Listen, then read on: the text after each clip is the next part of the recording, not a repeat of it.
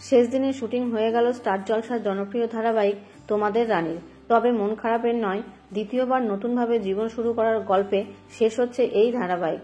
দুর্জয় এবং রানী দর্শকদের অত্যন্ত পছন্দের একটা জুটি, যার শেষ ভালো তার সব ভালো।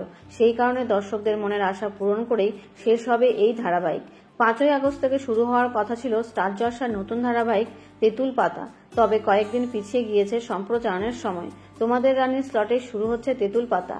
ধারাবাহিকের শেষ দিনে দুর্জয় এবং রানীর মধ্যে দূরত্ব নয়, বরং ভালোবাসা দেখতে চেয়েছেন দর্শকেরা।